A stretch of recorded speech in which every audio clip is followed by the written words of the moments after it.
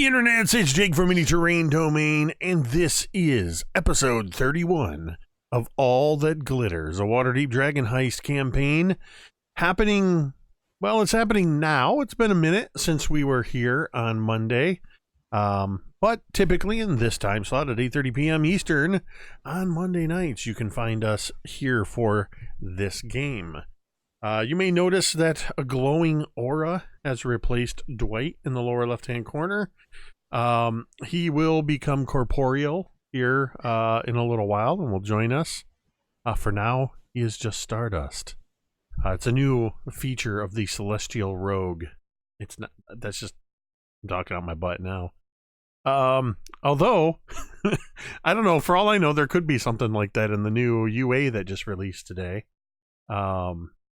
Not a sponsor, but check it out. New UA from Wizards of the Coast with alternative class features for every class. And there's some pretty cool stuff. Welcome everybody. Before I turn this over to Mike in a moment, because this is Mike's show after all, I'm going to have a couple quick announcements. Down in the lower left-hand corner, you will see the Jasper's Game Day logo and the Initiative Coffee Company logo. If you type !Jasper in the chat, you will see a link by which you can donate to Jasper's Game Day, an organization founded by Fenway, the teen DM, here in West Michigan, where I'm from. This organization is dedicated to raising awareness of and the elimination of suicide through tabletop gaming. When you donate to Jasper's Game Day, that money goes directly to support crisis centers around the country. For instance, I know one of the organizations that has benefited is the Barb Smith organization, another Michigan-based crisis center. That deals with some of the things they deal with is when a suicide happens, they will go out to meet with the friends and family of that are affected by that situation and help them to deal with the situation. So please consider donating to Jasper's Game Day. To that same end, you can type !Coffee in the chat and get a link to Metadare Roast Coffee, a medium Brazilian and Peruvian roast coffee that is a partnership between myself and Initiative Coffee Company's Help Action. For every 12-ounce bag of Metadare Roast Coffee that you purchase, $3 of that goes to benefit Jasper's Game Day. Down in the lower right-hand corner, just below Megan there, you'll see a D&D Beyond logo. That is because Mini Terrain Domain's Dungeons & Dragons games are powered by D&D Beyond. D&D Beyond has been gracious enough to provide myself and Mike with insider access, allowing us to manage our campaigns and to have all of our characters set up through those, which is why you can mouse over the screen on your computer and you can see a little pop-up on the left-hand side in the overlay with all of our characters, their current hit points, current status. You can click through on them and even see our character sheets. So thank you to D&D Beyond. And though I know she's not watching at this time, a special thanks to Obo Crazy, username Lauren Urban, the community manager at D&D Beyond, who helped to set that up for myself and Mike. So thank you, D&D Beyond. Actually, I think... No, that might have passed already. I know they were recently running a contest. Keep an eye on D&D Beyond, because they periodically give away legendary bundles, which gives you access to all of their books in the digital format. So that's pretty awesome. Let's see. The domain dice. If you look down below Mike, in between Megan and Astral Dwight, you will see domain dragons, the dragon being the gold coin of Waterdeep. We currently have 7 of those domain dragons. Domain dragons or domain dice is a way that you can influence the campaign and influence our ability to succeed, if you will. The players can spend domain dice to re-roll a d20 and take the new roll. Spend 2 to make the DM re-roll and take the new roll. All the way up through the Patron's Blessing. For 5 domain dice, we can turn a hit into a super crit, which is an automatic double max damage hit. By tipping $5 or 500, cheering 500 bits through Twitch, or subscriptions, resubscriptions, and those types of things, we earn domain dice. And to see how what the menu of those are is actually in the chat right now, and is also on the scroll down below. And finally, the last but most important announcement is we want you to know that you matter. You are important to somebody. We care about you. So to that end, if you find yourself in a situation where you are struggling and you're just not sure where to turn and you need somebody to talk to, we are providing you with some access to some resources, or rather providing you the information about those resources. I'm not providing those resources. Organizations like the National Suicide Hotline in the United States, and other organizations in Canada are the specific numbers we'll be sharing, are places that you can call or text to speak to trained professionals if you need somebody. In the United States, you can call 1-800-273-TALK. That's 1-800-273-8255. Or you can text 741-741. In Canada, you can text CONNECT for English or PARLEY for French to 686-868. Or you can call toll-free 1-833-456-4566, and the operators that will answer that, the counselors that will answer that, can make both English and French available to you. You can access those numbers and that information at any time by typing !help in the chat. So please do not hesitate to use those resources. I lied when I said that was going to be the last announcement. It is the most important announcement, but I did forget one thing because it's relatively new. But if you type !merch in the chat, you will get the link to the Teespring merchandise store for Mini Terrain domain, where you can get logo tees. You can get all that glitters, the alliteration from the very first episode that describes what the campaign is about. Dwight actually has that shirt. You can get t-shirts for Cult of Personality, our Tomb of Annihilation game, Dawnbringers, our Thursday night game, a Green Devil face. I'm trying to design a MTD RPG Christmas, ugly Christmas sweater design. Right now I'm hoping to have that ready in time for the holidays. So check out the merchandise store, and you will actually find a Ham or Die shirt that features the improvised ham, made famous by Talmud of the Dawnbringers. That is now the end of the announcements. And with that, I'm going to turn it over to our Dungeon Master for tonight, Mr. Mike Thepiper. So, it's canon ham? The ham is canon, yes. Crazy. All right, everyone. Welcome. It's been a little while. I don't know where we are, but you know what? I'll figure it out. Matter of fact, we'll just start it off with one of the characters randomly dying, and it'll be good. We'll just, build up that tension right away. I kid. I actually do somewhat remember. So we'll just give a little recap, get you guys all up to snuff, and we'll just get right into it. So the characters, after gaining the sommelier, speaking with them, he showed Six his super cool tickle trunk, which is a teleporting tickle trunk, and he saw a incredible pocket universe that was very close to his home. It was actually a representation of his home. So it was his home away from home. After that, the party kind of got together and did a few little errands and ran some little odds and sods, getting ready for tomorrow's big festivities of the big wine festival. All of the nobility that wishes to attend gets together.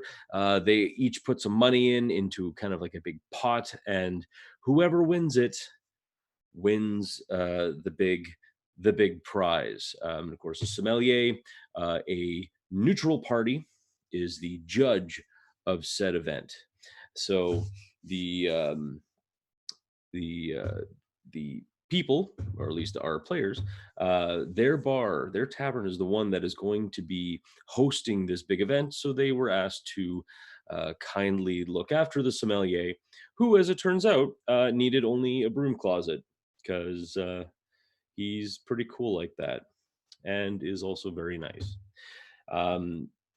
They had forgotten at one point that they were supposed to interview 3 doppelgangers and figure out which one of them or all of them would be good for the Harpers.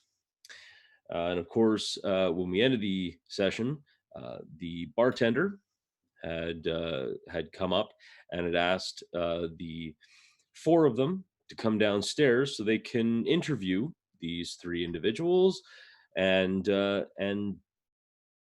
get that going. And we'll see what happens in this session. Now, before we begin, are there any questions whatsoever from any of the 3 players? Cool. Awesome possum. All right.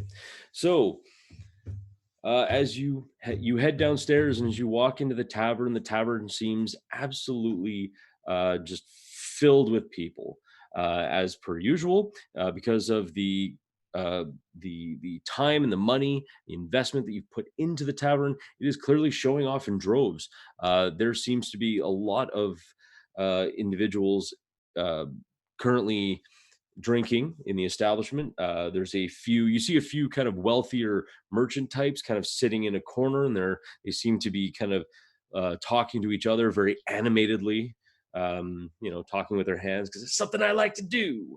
Also, you see quite a few guards and retainers from some of the noble houses that are near to you, including House Ulbrinter, even some House Rosnar people that are kind of just sitting there having a few pints. And of course, you see many of the denizens of Troll Skull Alley. The bartender kind of leads you kind of through the crowd into the corner table that's kind of by the bay window, where you see 3 individuals. 1 you know very well, 2 you do not. The one, Bonnie, stands up and she smiles and says, "Right, well, I brought them over, and I don't exactly know what you like to do, but us 3 are here, so Please do have a seat. Are Anna and Ash, are you both with 6? Is everybody here? I imagine everyone is kind of together. All 4 of you are together, except for Bevyn, who inexplicably and plot relatedly went off to go get a drink.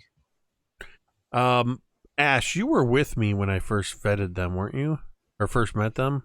Or was that? Yes. Okay. I believe I was. Well, you only met Bonnie. You didn't right. meet the other 2. Okay. Yeah. So hello and welcome to the Nobody's Inn. It is wonderful that you could make your way here. You already know Ash, Bonnie, and this is Anna, another close personal friend of mine, and It's Asche. It is wonderful to see you here. We have not been introduced to your companions here, though. Oh, right. Yes, sorry. This is Royce, and she points to an individual. He's dressed like not like kind of haggardly. You wouldn't really expect someone dressed like this to be walking into your tavern. Probably closer to the tavern that you went to when you first started the campaign in the dock wards. You know, that kind of rundown. You know, his clothing's kind of ripped. He also has decided, or at least taken it upon himself to like kind of man spread his way over like 2 or 3 different chairs, and he's, you know, if he was any more relaxed, he would probably fall into a puddle. He barely recognizes your presence and just kind of nods his head. And Bonnie kind of like cuffs him a little bit lightly, or not so lightly, behind the back of the head, and he kind of sits up. Yeah, I'm Royce, and she's and this is Dana. And Dana stands up, and they appear to be kind of dressed as just a they don't really stand out. Like if you put this person into a crowd, you wouldn't be able to see them, really. Like they would just be like just a complete gray person.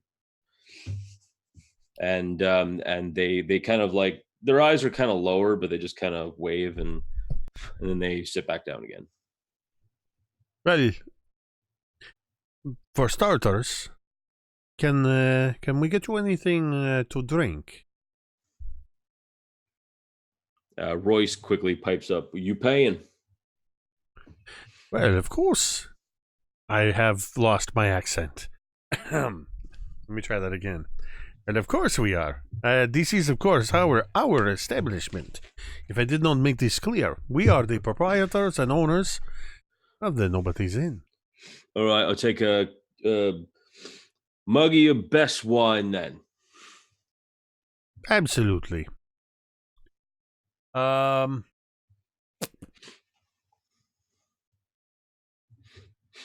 I'll go get the wine. Well, you don't have servants for that? Well, of course we do, but I always like to stretch my legs. Manners. And Bonnie kind of quips up at this point, and I'm sorry. I've tried to explain to him the importance of this meeting, and I hope that he would take it more seriously. Not exactly sure what it is that you would want from us. Are we just, is it an informal meeting? Are we supposed to do something, or fill something out, or swear on something, or be otherwise scrutinized in some fashion? Well, if the truth is to be told, the interview process began the moment you entered our establishment. And I pull out a piece of paper from inside. It's actually one of those paper birds, but not folded up yet. And I take out a stub of pencil and write each of their names and just a couple quick notes about their appearance, what they ordered to drink. Mostly, for the most part, we are going to ask you a series of questions that will not be too difficult, and you should relax. This is just a simple interview that we are conducting for you. And of course, to begin the interview process, Anna would like to ask you a question. Go ahead, Anna. Right. Let's say you're trapped in a burning building, a bank, a burning bank, and there are children on the second floor in this bank. But you've been given strict instructions to go and take the money from the bank and to get out as quickly as you can. the stairway leading up to the children is completely burning down, and you would risk your life. Do you follow orders strictly, or do you save the children? So Royce looks at you for a second and says, "Why would I be in a burning bank to begin with? And why is it burning? It doesn't make any sense. I mean, who burns down a bank?"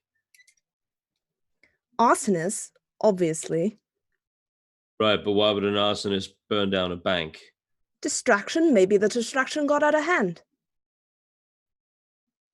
Also, arsons just like setting fires. Arsonists, just kind of do it because he can. Right, just get into the story, Royce. Jesus. Stop nitpicking. Just get to it. Answer the damn question. Well, I'm not risking my life for any money. I'm not going to see myself or any stupid brats. I mean, what kind of children get stuck up in a bank on the top floor? I mean, what are they going to do? Oh, don't mind me. I'm just here to open up my first account. Come on, that's stupid. Dana kind of stops for a second and says, I would probably follow the instructions, I assume. Though I wouldn't feel comfortable letting children die. And Bonnie kind of doesn't say anything for a moment.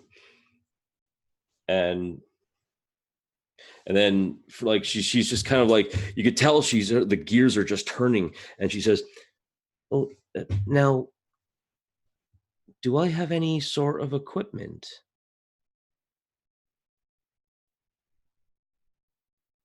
You were given what your employers thought that you would need. So probably not any kind of climbing equipment or anything like that. Maybe a knife.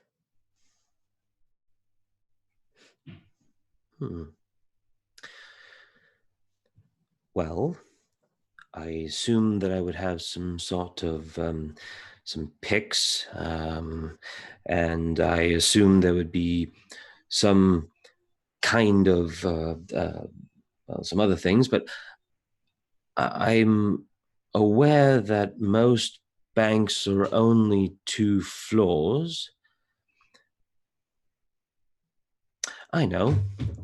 I would run up the stairs, open up the window, let the children leave. Then, knowing, obviously ahead of time, exactly where the vault is, I would wait for the fire to start consuming the 2nd floor.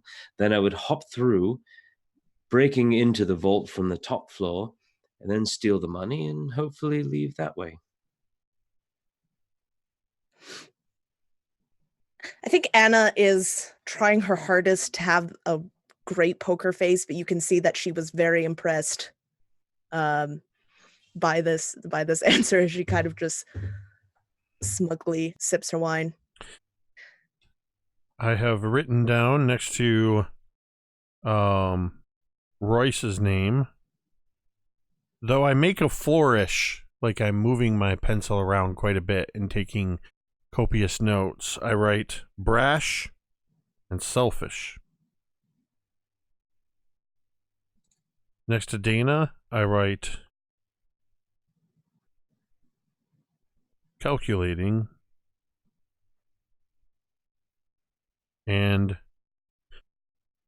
quiet. And next to Bonnie, I write well-reasoned and able to accomplish both goals, or multiple goals, not both.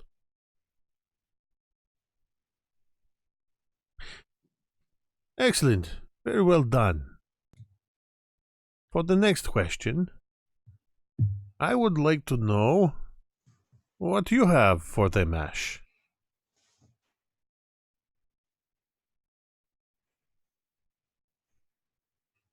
All of them slowly turn their head and look at you. Wait, what I would have done? No, I want to know what is your question for these interviewees. Oh, you didn't. I think she would quietly look at 6. You didn't tell me I was going to question them. I don't understand. Just make something up.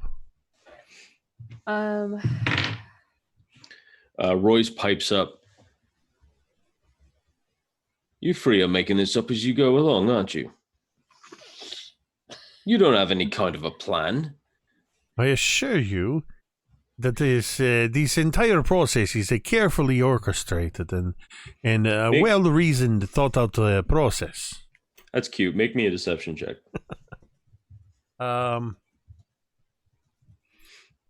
Let's see. Okay. Which die do I want to use?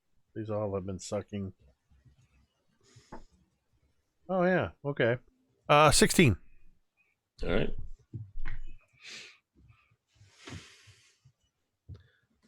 Really? All right. All right. And what about you, Royce? Do you even want to be here? Why are you here? Then, if you're so smart and mighty and wanting the best wine and the best service. That is an excellent question, Anna. Ash would just like nod, yep. Nice. Don't know. Bonnie just told me that to come here and there was a job. So you do everything that Bonnie tells you? No, I don't do everything that Bonnie tells me. Well, that sounds like it. No, it's not. Look. She tells you to come running to a place you've never been to, and here you are. I trust her. I don't trust a lot of you. I mean, every time one of our people come round, everyone thinks, oh, they're going to go poison someone and become that person, and then they're just going to wreak havoc. Maybe we just want to live in peace. But you don't think about that, do you? No, it's just, oh, those evil doppelgangers going to infiltrate our city or our town, do horrible things and make changelings and other disgusting creatures. I do apologize if at any point I have made you to think that we were interviewing you based on who you were beyond the character of your personality. As you can see before you, we have a fire genasi, we have not even a full elf, a half elf, and we have, well, a very handsome tabaxi. That's some casual tabaxi racism right there. Yeah, you would hear a hey coming from hey. Hey. It is not a slight against you, Anna. I'm trying to make a point, and the entire nobody's in turns around and goes, "Oh, whoa!" Everybody looks at 6. Everybody looks Right. at 6. look, the point I'm trying to make is, regardless of, and I hesitate to say it this way, but I'm framing it this way because you have framed it this way, what kind of person you are, it would be important to give you some sort of interview for a job, yes? We cannot simply take you at your word. We have to find out how your mind works, find out how you present yourself, find out what you are capable of. Yeah. To see if we can recommend you to the next level of the interview process. That is why, while I'm talking, I've written kind of a dick next to Dana's name. Next to Dana's name? Wait, yeah, Not Dana. Royce. Royce. Sorry, I looked at Dana's name. I meant Royce. I take a little arrow and point it up at Royce's name from where I wrote it. All right, Royce. In our home upstairs,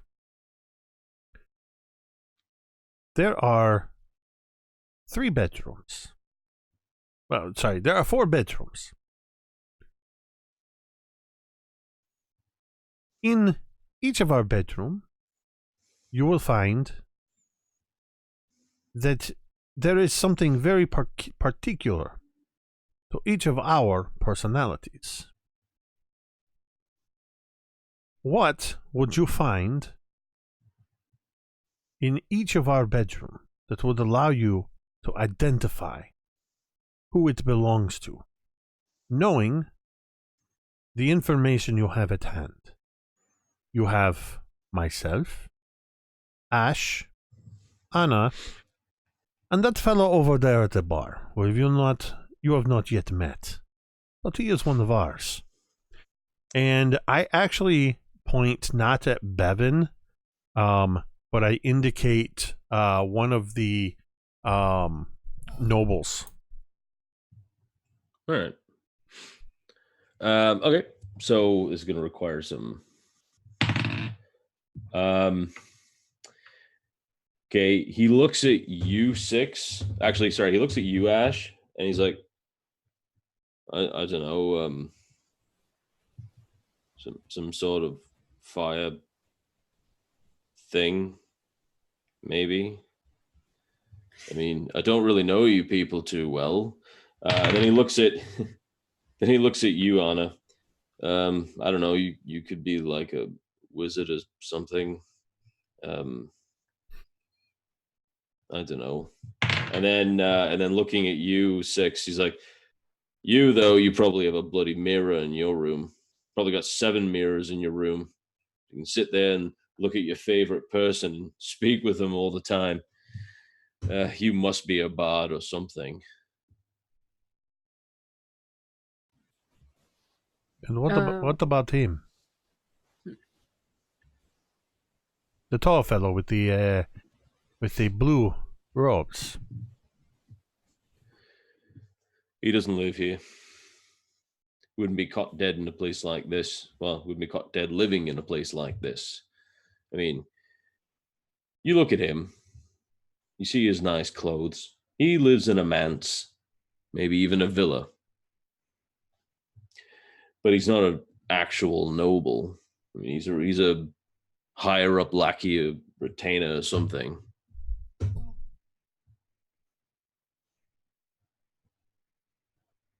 Very interesting observations. So, you have seen through one of my ruses. Then looking around this tavern here, our other companion is in this tavern. Have you identified him? No, I've been sitting here talking to you the whole time. I look over at Dana. What about you? Have you identified who our other companion is? Oh, dang. She stops for a moment and, with looking at you, points right at Bevyn. He's been sitting there drinking 1 cup of ale. When he first came up to the bar, he simply got a cup and did not pay for it. Also, I've noticed that everyone here pays cash. No one pays with any sort of tab or chit. So that tells me that that person must either be stealing from you, which I don't believe he is, or he must be with you. Also, he also came in right behind you when the 4 of you first entered. So that tells me that either he was trying to pick your pocket, which I don't think so in this sort of situation, or he's with you. I'm going to see if I can contain my amazement. I managed to contain my amazement, keep a bit of a poker face. I also rolled a nat 20. So, I mean, like that's just like, oh, well then, that's what they noticed with you. So, if I had regular eyebrows, they may have noticed them cock up at that. Not to be confused with the other type of cock up that that Six has been known on occasion to screw things up once in a while. On occasion. But, and what about you, Bunny? In the same scenario, since Dana has managed to identify our other companion, What would you find in Bevyn's room upstairs? What is his decoration of choice?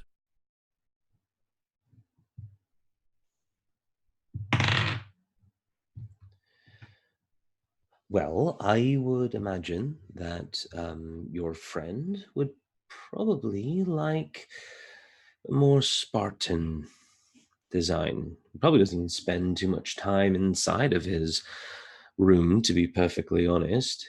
Looks like the type that does most of his activities at night in the dark.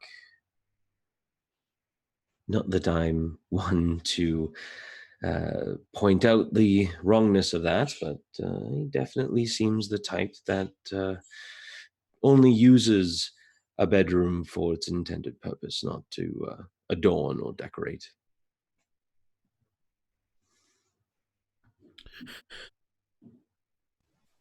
Very well.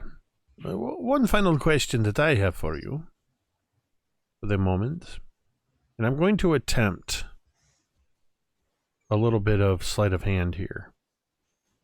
What I'm going to attempt to do is withdraw from my coin purse actually 3 gold dragons, appear to make them make it appear as 1 coin, and then just sort of fan it out into 3 coins. Okay. So I'm trying a little bit of a magic trick here. Okay. Then I guess make me a sleight of hand check then. Oh, don't screw this up, dice. Okay, that's a dirty 20. Dang. Is that what you set the DC at? Or No. you're just dang that 6 No, actually. I was just hoping. I was hoping for a flub because you were gonna see like 3 coins just like fall all over the place and people like rushing to grab it. So they both kind of like they both look at you, or all 3 of them look at you. As I fan them out, I place them on the table. I would like each of you to take one of these gold dragons. At some time,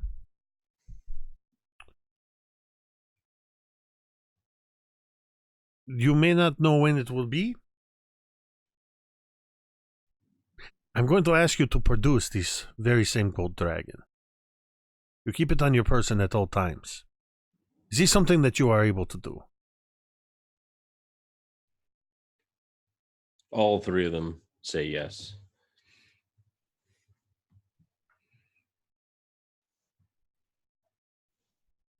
If All you want right. to figure out whether or not they're actually telling the truth, then No. you have to make an insight check. No, that was kind of 6. 6 was attempting to do something. He's actually a little disappointed that they weren't more caught up in this, but also it's only because he's one of the only ones that knows that he's paralleling him trying to maintain his own Harper's pin.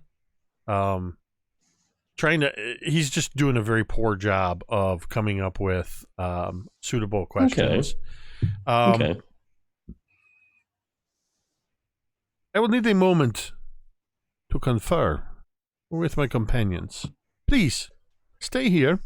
And if you need a refill on your beverage, Vila over there, the barmaid, will be happy to refill your drinks. Anna, Asche, if you don't mind. And I would get up and start to walk across the bar. And Ash would follow pretty closely, and once more or less out of earshot. I'm not a fan of that Royce dude. Or person. You know, he reminds me of, well, me. Which I don't think is good for your snooty oppers. Yeah, I feel like he'd possibly tarnish it with that attitude. And yeah, not a fan. But So, he's fiercely loyal to Bonnie. and at this point, I imagine we walk directly up to the bar where Bevyn has been drinking. So, here's the thing. And I consult my notes. Dana's a bit quiet, but is able to come up with given enough time, she's able to come up with some answers to how she would perform in certain situations. Royce is kind of a dick, let's be honest. Or he's an ass, either way. But I think you are right. He seems like, actually both of them, Dana and Royce, they seem to be very loyal and take their lead a bit from Bonnie. I think Royce almost seems like he is trying to protect her, or maybe both of them. I don't know. He seems to. If I had to bet, given the right situations, he's probably not as much of a dick. He's probably a bit nicer. Kind of Maybe. kind of like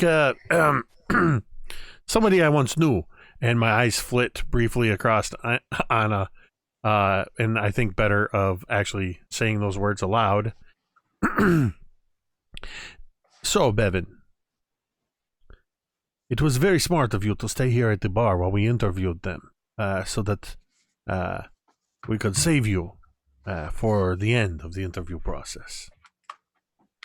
Right. Because, to be perfectly honest, I've run out of questions for them.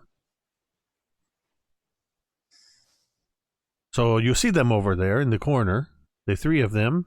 That is Bonnie, and that one is Dana, and the dirty one who is taking up 2 seats, that one is Royce. We are interviewing them to be it's for Mart. To be perfectly honest, it's for us, so we can have a little extra coin. But Mart has entrusted us with this job to vet them. And each of us has asked him a series of questions. I don't know, Anna put some sort of a burning bank scenario. There were kids. I don't know what was. And, I asked the usual, guess what kind of things I have in my room, kind of questions.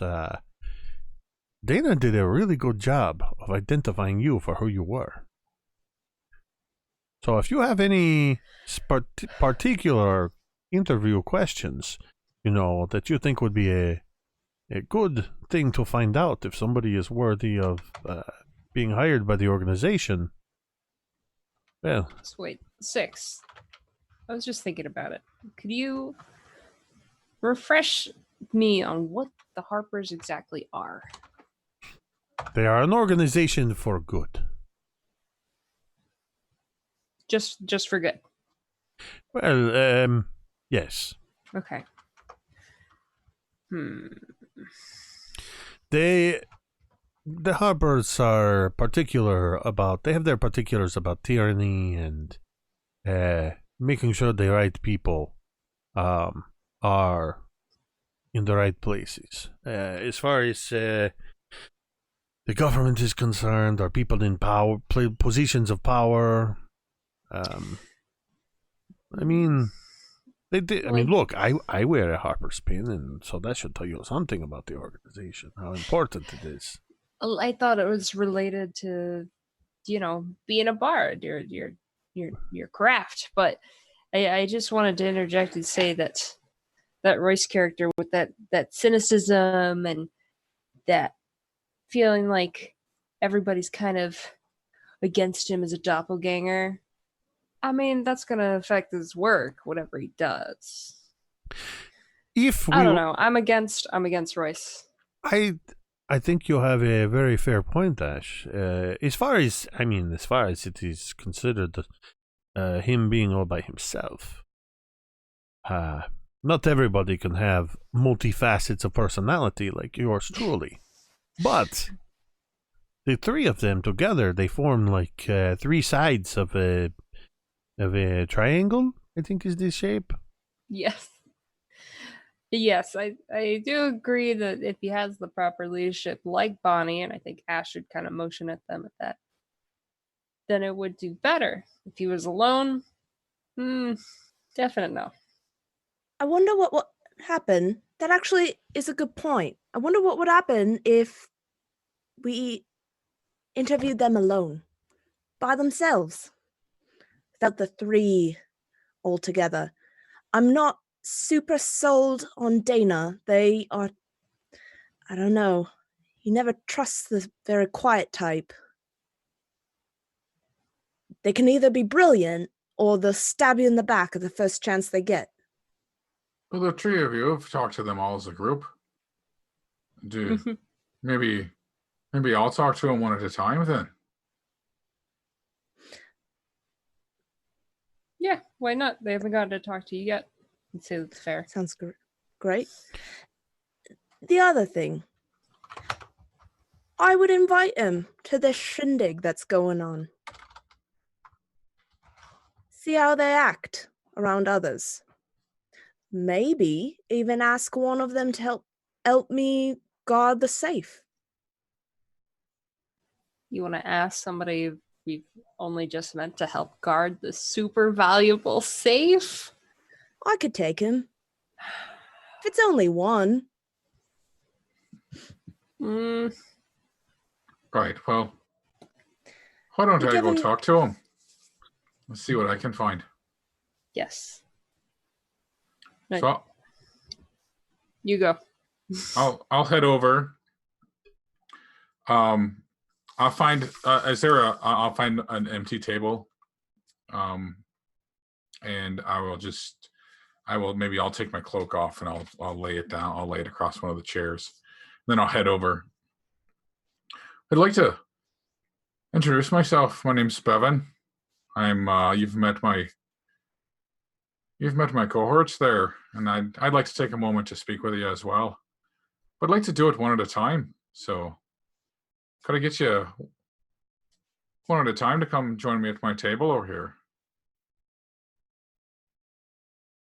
Three of them look at each other and kind of nod, shrug their shoulders and nod.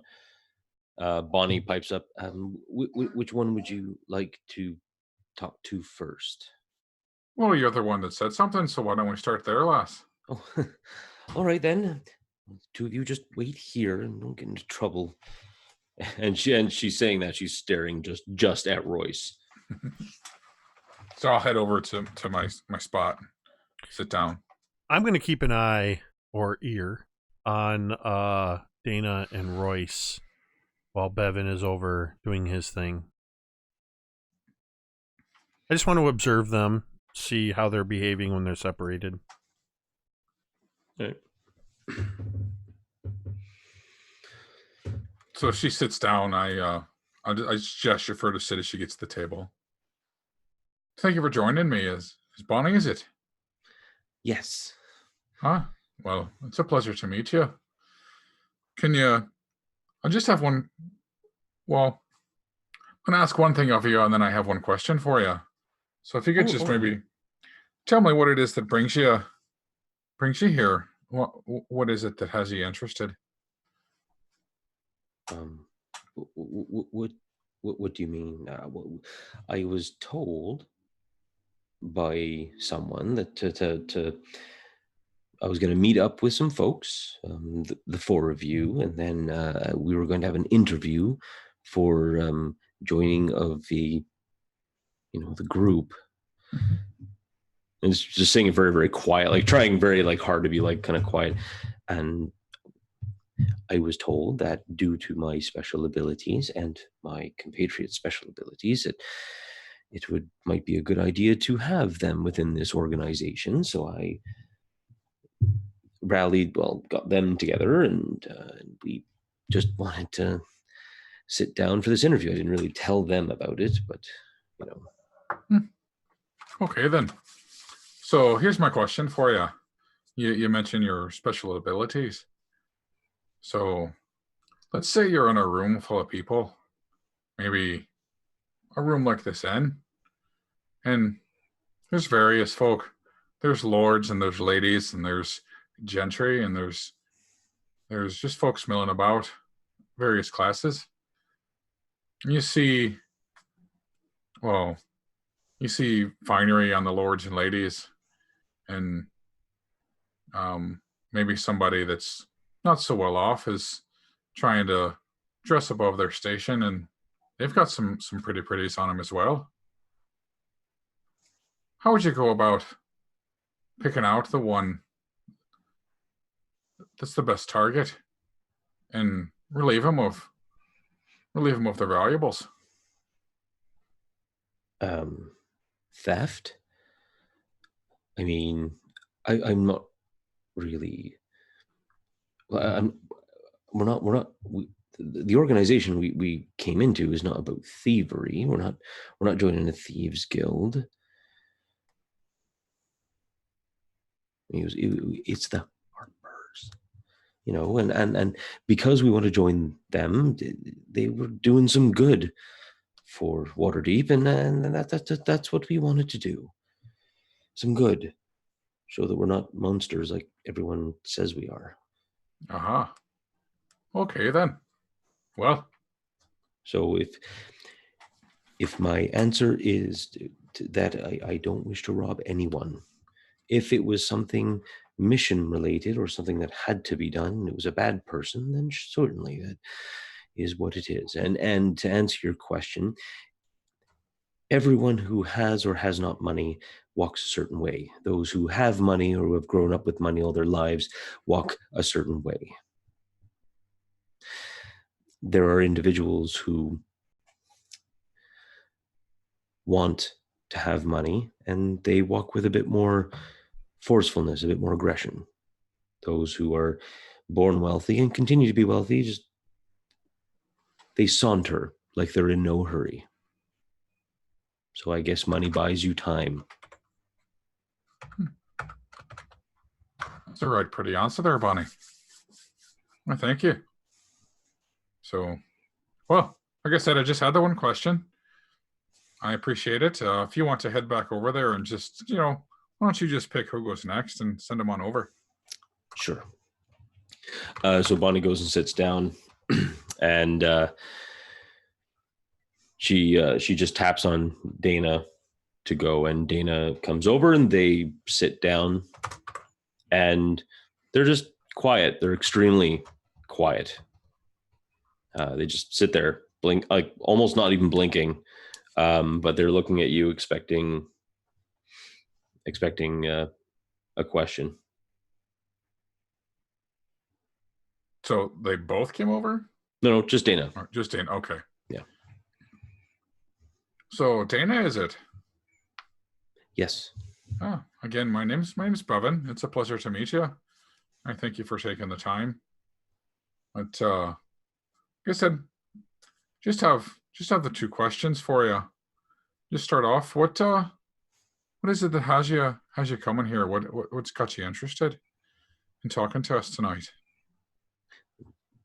Bonnie had said that there was an opportunity for a job.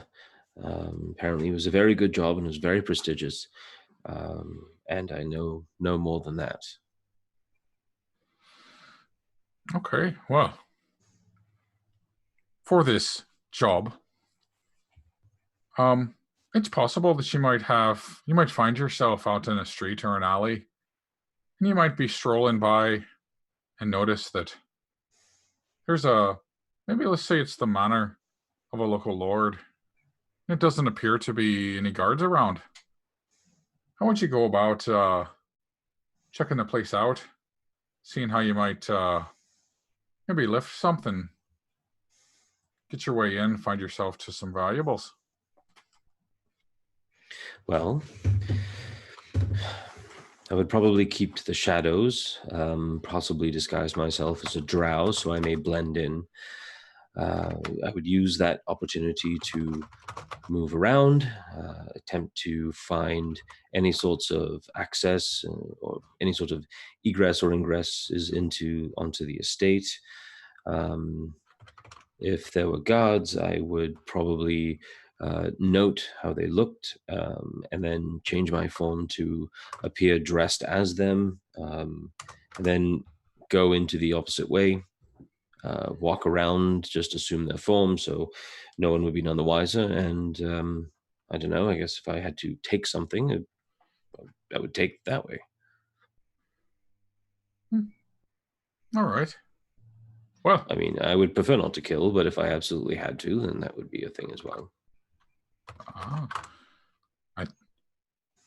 If she's watching my face at all, she notices just a little glimpse of a grin, but I do my best to hide it. Okay. Well, Dana, I thank you. Just have the two questions. I know you spoke with my friends, and they probably had a lot more to ask, but I thank you for your time. And they're terrible. Well, yes, that's quite right. Yeah, they're possibly the worst interviewers that I've ever heard. I mean, I don't really know why they bothered, but I guess the effort was there. But thank you.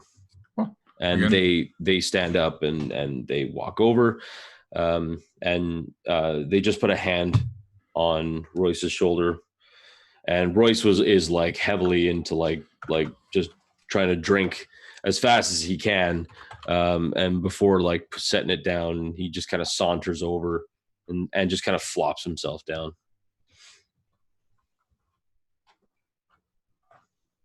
I just eye him for a second. So, Royce, is it? Yeah. Right. So. I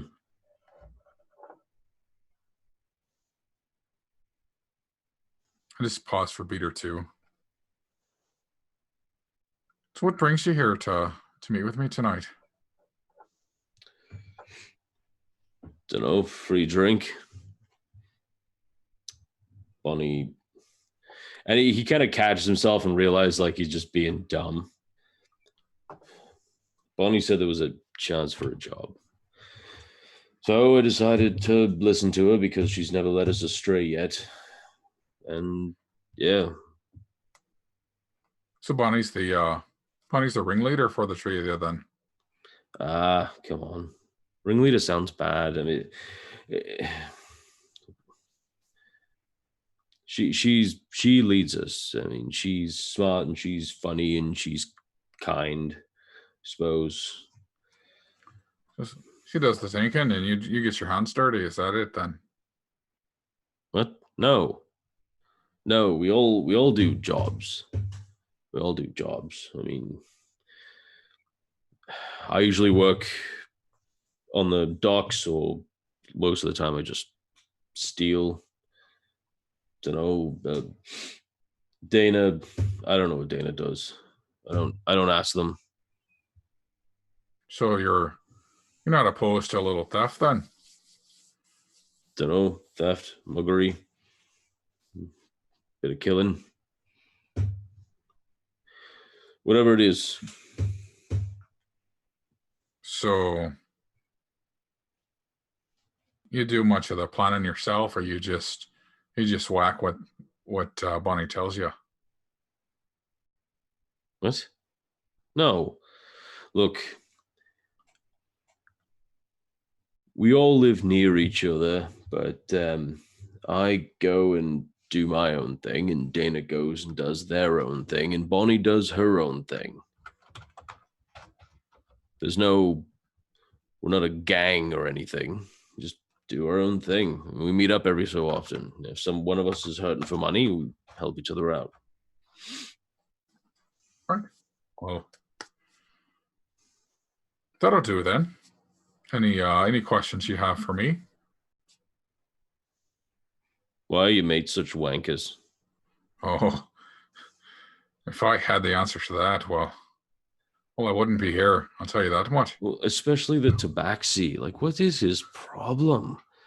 It's like he's so full of himself that he could get himself preggers. Like, it doesn't even I don't even get it. Like, oh God. That'd be a thing to see, wouldn't it? So it'd be something. Well, if it was a problem, we'd be all right, but well, there's quite a few going on there. Yeah. But he's an all right cat. True. We've been through a few things together, and that goes a long way.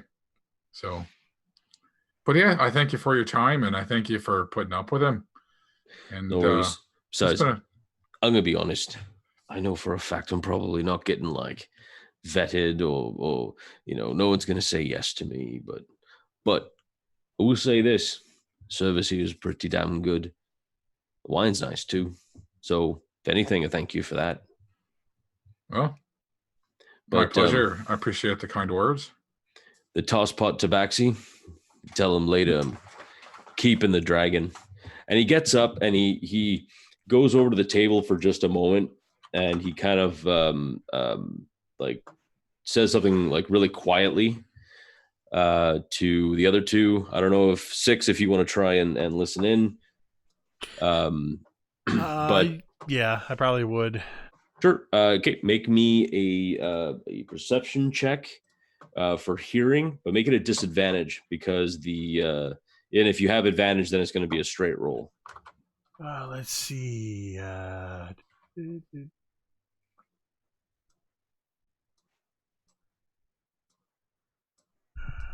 don't believe I get anything special. I have proficiency in perception, that's all. So disadvantage perception check. Well, that's going to be a total of 11. Okay, yeah, you can hear him. You can think you can make out one word as and like no, probably, luck. That's like the three words you can probably make out from it. But he pats him both on the shoulder and smiles and just kind of walks out of the tavern, holding your gold piece and smiling.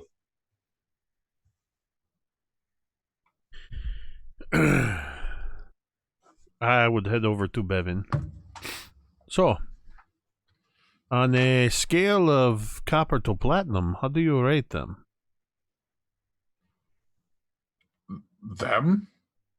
The three of them. Well, as a threesome, they're right shite, I think.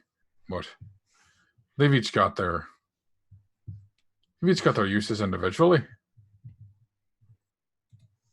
So, yeah. I've got them firmly in the upper half of so. The upper half. The upper half of so, which is not a denomination of coin.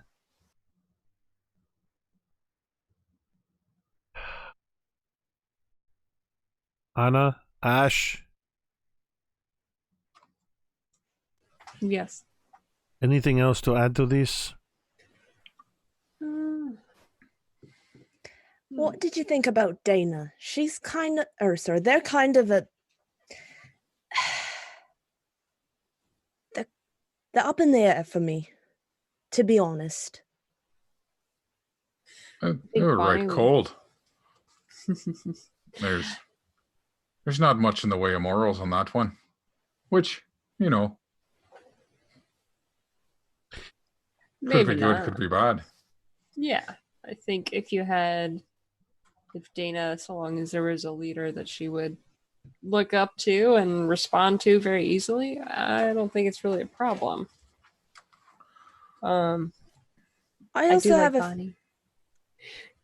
But that's my fear with Dana. They and Royce have such a bond with Bonnie. What if something happened and Bonnie didn't like that? They would follow her blindly, not right. I'm not entirely certain that they would always be together, though. I mean, No, I but haven't you exactly don't think been they working. talk? I haven't exactly been working with others in the organization very much. Right, but you worked with Chiaria, and you kind of both went in together for a while. And you don't think they'd talk? About what? how the mission's going, what they think. I mean, aren't they supposed to do that? Not. I don't know. I'm not part of the Arbors. All right, you know what? I'm going to simplify this because at the end of the day, there are a couple of goals here. One is we want to get paid, and two, this is a little bit on me. I want to make sure that there is a fair assessment. So, Bonnie, yay or nay? Yay. I think we should give them a mission before we make any decisions. Fair enough. A job, really? We met them for what, like 10 minutes, and you're going to let them into the Arbors? Just like that? I'm not entirely certain we are deciding whether or not they get in. I think we are simply vetting it for Mert. Yeah, just in case, because I will just step in really quick. Yeah, because you guys are just vetting them. So basically, Mert is going to say, so are these two worth, these two, because obviously one of them just up and left, but are these two worth bringing into the fold? And then they will test them and test their aptitudes and everything else. So you're basically just like cat butt. They're you're basically like the primary interview. The pre-interview. You're Janice from HR. You're not Karen from HR yet. Yeah. With a pre-screening. Right, but don't you think Mert is going to put some weight behind if you say yes or no? Well, I mean on you as a Arbor. If you say, yeah, Bonnie's a good lass, I really like her, and she turns out to be just the worst, gonna look poorly on you, don't you think? Look. Oh, that's true. Look. That is why we are all working on this together. That's why I said yay or nay. We take a vote on it. Do you like Bonnie? It's a simple yes or no. I do like Bonnie. I turned to Anna. It's on him. So. Yeah, you're right. Go. That is true. I think Anna's got a good idea. Give them a task. See how they do. That is not our job. But I also am yay for Bonnie, and something happened. This is very uncharacteristic of me. But do I need to remind you that we kind of have a big day tomorrow? We don't exactly have the time and the luxury to be babysitting potential hirees. I think we've done our due diligence here. I think I used that word right, yes? All right. I suppose so. If you want to wash your hands, if you want to wash your hands of this and do not want your name attached to the decision, then that is your choice. I mean, we're not really Arbors anyway, so should we really be involved in this? Technically. But I am a Harper, and you are helping me. Well. All right, fine. Yay for Bonnie, nay for Dana. Yeah, I would second that. Bonnie's right up their alley, but Dana's more, we could put Dana to good use, but she's not a Harper. Not at all. Then Bonnie has it. But what, Ash, did you say no to Dana as well? I didn't say no. Didn't say yes either. I'd have to know more. And what about Royce? As I mentioned, if he has proper leadership, he'd probably do fine because he does like to follow Bonnie. But with the attitude, it might make it harder for him to relate to others that aren't doppelgangers if he thinks that everybody is against his kind. Like, he'd need some work, I guess. I don't know how deep his resentment or seems to go, of course. What about you, Anna? Bevyn? What do you think about Royce? Well, how often do Harpers need to break things? I guess it depends on the job. And Sometimes I think it's a matter of, hey, buddy, here's a job you need to do. We give you the job, you tell us when it's done. What happens in between, and that's up to you. But yes, there are certain guidelines and things we don't want to necessarily break. But, yeah. well, the thing is that Royce is a tool, and not a very precise one at that. So if he's got Bonnie swinging the hammer with a keen eye, I think he's going to be all right. But you turn him loose on his own, he's going to make a mess of it. Yeah. He's got an attitude, but unlike me, he doesn't have the talent to back it up. So All right. So, excellent. I'm going to write this up and send it off to Mert.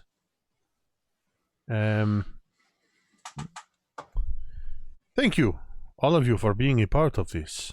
And suddenly I take off my hat and I bow very deeply. I thank you, and we thank you. And I just sort of tap that button that has my Harper's pin hidden in it without actually saying that I'm a Harper very loudly. And then I will write down on the rest of this paper, I just write a few lines to Mert specifying that Bonnie is a definite yes. Royce and Dana would require supervision if they were to all work together under Bonnie's leadership. There's a certain inherent balance to them. Otherwise, well, solo, we can't exactly recommend Royce and Dana. So something to that effect. And then I will sign it with a big flourish, fold it up. Actually, I think it folds itself when I whisper the name. Yeah, it origamis itself into a paper, I don't know, tufted titmouse, and flies away through the window onto out to Mert. All right, that is one less. It's funny how that was supposed to be like a small little side mission. Emphasis on small. Mike, we can't make breakfast. Nope. Yeah, that's true. That's true. That's true. It's never going to be simple, Mike. Never. No. I can't wait for the next campaign. 12 years later. Just go through the first door. But all right. So you now are both Dana and Bonnie kind of sit down and kind of just they stay seated. They talk. They finish their wine, and then like after that they kind of get up and leave. So you are in effect, with the exception of all the other patrons, you are alone. So it's just the four of you. What would you like to do for the rest of the evening? I'm not going to lie. Hmm? I'm not going to lie. I hope the next time Mart has a job for me, that it's better than interviewing potential new employees. I'm sure it'll be much better.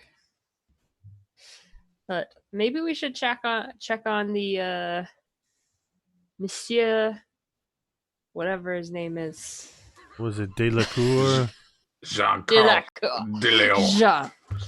Delacour de Leon? Jean-Claude de Leon. Jacques. Obviously. I will say this. Megan and Mike are judging you for your French. That's fine. I could. Actually, Connor's the one that does the judging, and he's not here. So that's true. But from listening to him speak, I think he comes from a more francophone background. Francophone. Never heard Yeah. that. Oh, okay. So you got Anglophones, like English-speaking Canadians, and you have Francophones that are French-speaking Canadians. So that's cool. he sounds like he comes from the kind of French-speaking part of Alberta. Yeah. Megan's just nodding her head. Yeah, he was in like core French for Oh, like all of school. yeah. Does he speak fluently then? Yeah. Oh, that's cool. Okay. Sorry. I unfortunately I'm not bilingual, even though I was born in Montreal. So go figure on that one. Anyway, so yeah. So for the rest of the evening, you cat and other assorted fantasy cultures are doing what exactly? You want to check on Jean Coeur de Lion? All right. Yeah, I think Ashe would want to do that as a good Okay. host. Sure, not a problem. Didn't we literally just leave him to come down here? Well, no. Well, kind of. It was a few hours ago. Okay. Because after you left him because you spoke with him. That's right. Yeah, you guys kind of mulled around for a bit and then headed downstairs after an hour. Okay. I just wanted to make sure we weren't like 45 minutes later. Are you Yeah. seriously? No. Are you okay? No. But All right, so yeah, Ashe would make her way to our little guest room. all right. What about the rest of you? I think Anna would go and check the safe room. She would check the safe. She would check everything out another time. Sure. All right. And then how about you, Bevyn? I will just stay in the tavern and continue sipping on some whiskey. Just watching. All right. You got it. And what about you, Six? You know, bug the sommelier again?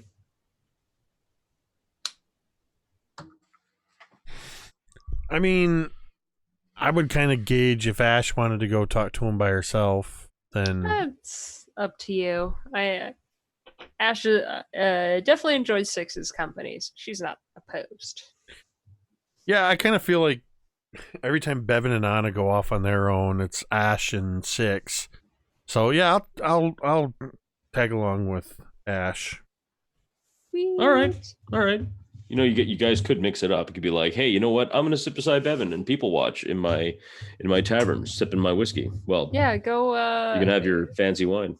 Go socialize and bond with Bevyn. Yeah, Sure, that's going to be like that scene where Tyrion's trying to write letters and Bronn just keeps clicking the boxes open and tapping at things because he's bored. No, I'll go with Ashe. Ashe is fun. All right. Anna's dangerous. It's not that she's not fun. She's just dangerous. Well, come on. Anyway. So, Bevyn, what I'm going to do is, are you looking for anything in particular? Nope, just kind of seeing what's going on. Okay. So you're not actually like looking for anyone or looking for something or okay. All right. So you're just gonna kind of like for the rest of the night, you're gonna inflict some pain and punishment upon your liver. Anna, sorry, what was it you were doing again? Sorry. No, that's all right. She was just going to double check on the safe and make sure all of that is. Okay. So as you go, like you go straight upstairs, and then right into the study, looking around. I mean, everything seems totally fine. Matter of fact, you can tell Liff is in there. You can tell Liff is in there because books are pulling themselves off the shelves on their own, getting dusted and getting slid back in. So that's a thing. It's maybe a little bit unnerving, but at the same time, it's like you feel like you're kind of getting used to it, and you're happy that the books aren't being thrown at you. So maybe that's progress. Probably. Yeah, she would also kind of like just check in the safe, and then once she herself was comfortable with how everything looked, she would go back up to her room and continue tinkering with her newest hobby of making poison. Yes. All right. So everything seems totally fine. Ashe, as you see as you see Anna kind of leaving the study and going up to the room, and with Six in tow, you go into the spare room and you see the trunk that is just standing up. So he's not there, but the trunk is. That's right. But you don't see it. I think Ashe would. So the door's just open when we get there. Can I assume that I've opened it? Like I knocked, there was no response, and opened it. Yeah. Oh yeah, Okay. yeah. No. I assumed you were polite about it. Yes. Okay. Good. You just throw open. Yeah, just throw open the door, and it's like, well, I hope you're not naked. I hope you're not naked. Oh God, just makes me think of Michael Scott. I hope somebody gets the reference. Anyways, Monsieur, we just wanted to check on you, and Monsieur, where, Six, did you happen to see our this fellow leave during that interview? Because it's not in here. Oh, perhaps we should try knocking. You And, mean I, on and the- I sort of casually lean against the steamer trunk. You know, perhaps sometimes you just have to know the right way to go about it. And just casually, dum, dum, dum, dum, knock on the steamer trunk. Yeah, and you hear a muffle, kind of a muffled voice, "Hey, mama," and like just you hear footsteps, but the footsteps are echoey, like they seem very, very, very far away, like someone's walking in, like on an auditorium, and you're in the theater seating, and then all of a sudden, and the trunk kind of like just opens up. Hello. I'm sorry. Is everything okay? Yes, I just we wanted to make sure that you were okay since it's been a while, and I imagine it's late, right? It's relatively late. Yeah, well, I'd say probably around this point, it's getting around like 8, 9 o'clock. Okay. All right. It's not that late. All right. We just wanted to make sure that everything was okay, if you needed any food or anything. And he kind of goes and like kind of reaches out of sight, because you can only see this kind of narrow trunk-sized door. He reaches out of sight and has a plate filled with like frosted cinnamon buns. He's like, "No, I am good. Oh my goodness. Would you like one?" Yeah, thank you. I think standing there, and he's like, "Catch!" And he grabs a cinnamon bun and he tosses it through the like at the doorway at you. Why would you throw that? I'm gonna roll just to see if she catches it. Go for it. Because why not? There it is. 12. As soon as here's the thing though, you think you've got a good beat on it. You got a good beat on it. But as soon as the cinnamon bun hits the doorway, No. it disappears. What? I'm sorry, it's just a joke. You see, I am in a what you would call a pocket dimension, and inside my ghostly servants make all the food for me that I wish, or the drink and everything else, and but the food cannot leave this magical space. But you can still eat it, but it cannot leave. I think Ash is genuinely disappointed. Oh, come in. I invite you in. And he kind of goes like this. 6, you've already been invited in. So like a vampire, you can just go in. Right, and she'll first balk at it, at stepping into a trunk, and then follow suit. So I was wondering how long it was going to take you to pick I figured online. it was just a custom thing, but it wasn't until the incident with the cinnamon roll that I realized what it was. So as you walk in, you just see this, like, it looks like a beautiful like kind of a top apartment in this kind of a mansion area, but you see it's just nothing but windows, and outside the windows you see this beautiful lake, and it looks like it's looks like it's dusk, not quite dusk, but the sun is setting. You see like kind of different raised and lowered areas and different like on the in the flooring, like beautiful couches and massive long tables.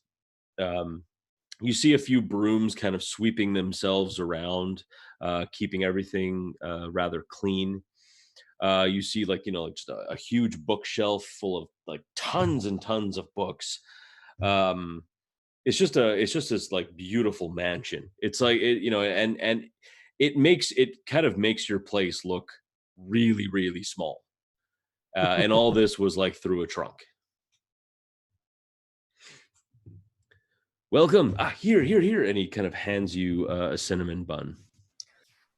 Oh, thank you. And Ashe would just absolutely dig in. She probably hasn't had one in a long time. I've never seen such magic like this before. Yes, well, it was a custom item that I had specifically asked for. I paid quite a bit of money for it, but it was worth it in the end. It is the ultimate way to travel. I travel, I go where I need, and I have everything I need with me. Clearly, what a magnificent way to travel. Do you mind if I ask? I know it's sometimes rude. Just how much was this item? This item cost me 3,000 platinum pieces. Oh my goodness. This is this is amazing. Yes, it was expensive, but it was worth it. Now I can travel, I can do whatever I wish. The best thing is it has a very good anti-theft system. I could. Well, it must. Yes. Nothing can go out. Oh, definitely. The person who tries to steal this trunk immediately dies. That's pretty terrifying. But It is, but it great is very security. good for me. Exactly. Yes. Exactly. So, shoot back down to you, Bevyn. As you're sitting and you're kind of watching, and you're probably into your, let's say, I'd say about third or fourth whiskey at this point. You see someone, or you rather feel someone looking at you. And it's kind of in your head. You can kind of feel it in the back of your mind, like when you could tell someone's staring at you, but you can't quite see him yet, and you're like, I know you're out there. Who is it? Who is it? And as you're kind of like shaking it off and looking around, you notice someone, and you instantly recognize him. You recognize him because he is an individual who has come from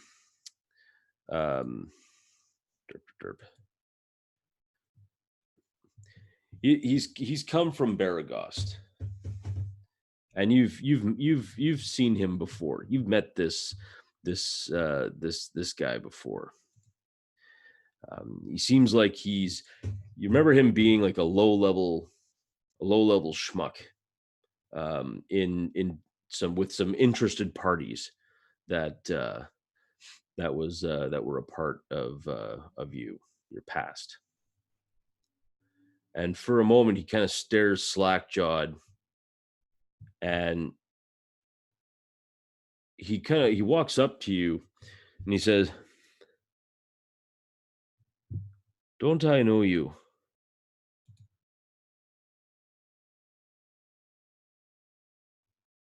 Aren't you muted?" Apparently I was. Cat got your tongue. So, right. So Do you may know me? It is possible you may know someone else.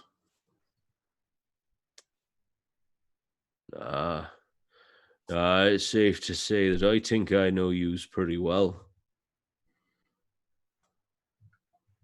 So, do I know who this person is, or do I just recognize them?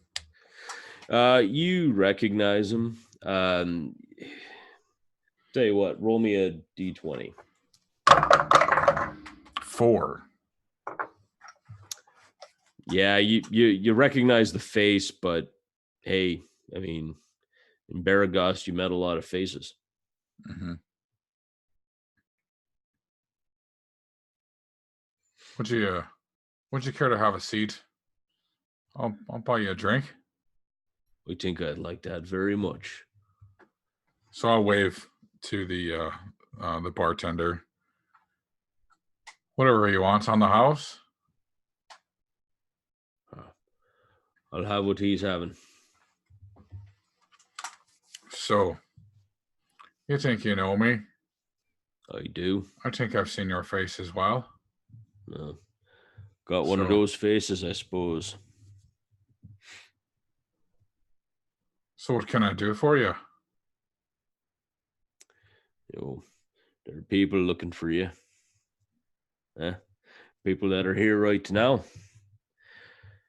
People who might even be coming to this place tomorrow. Is that so? Tis.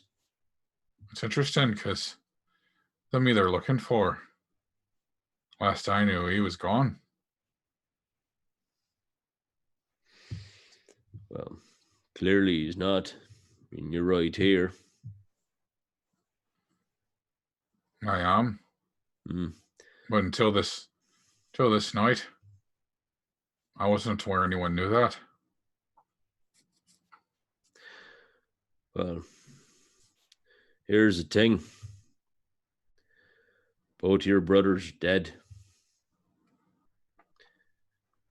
And that's where we're going to take a break.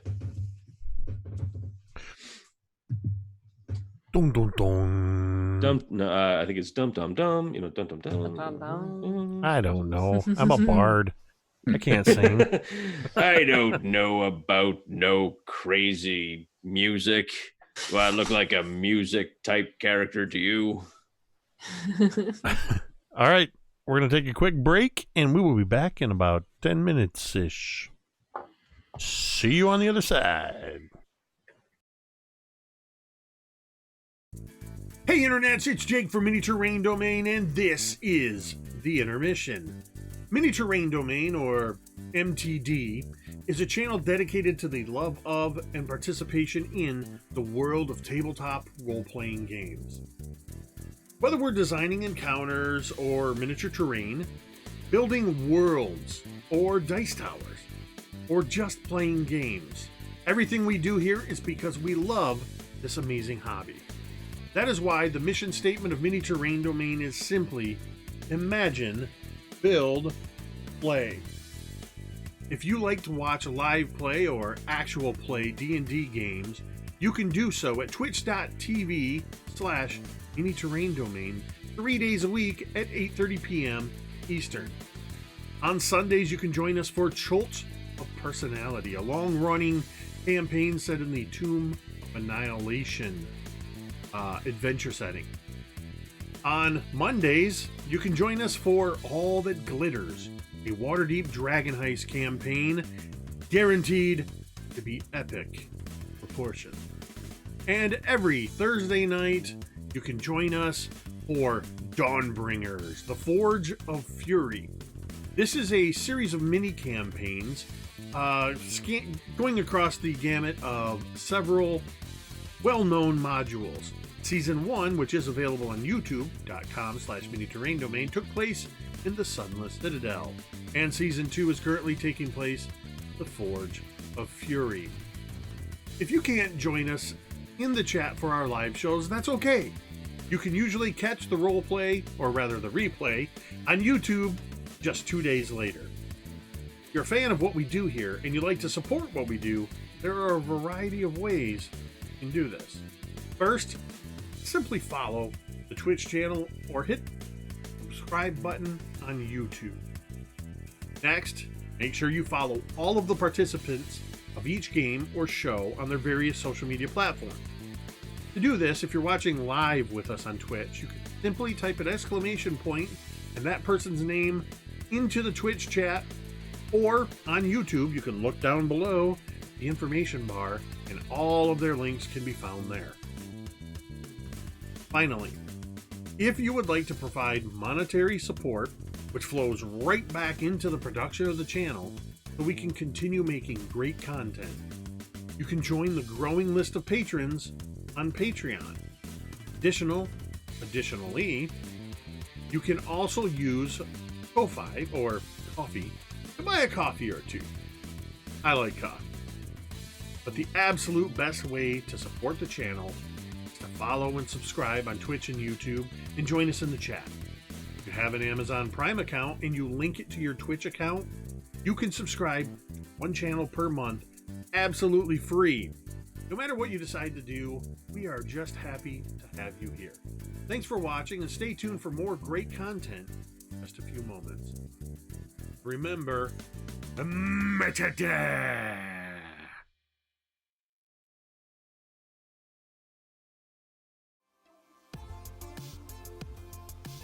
Hi everyone, I'm V and I have the YouTube channel The Crafting Muse. Please be sure to go over there and check it out if you too would like to learn how to make some tabletop terrain, paint miniatures, as well as some game accessories. I'm always happy to have new subscribers over there.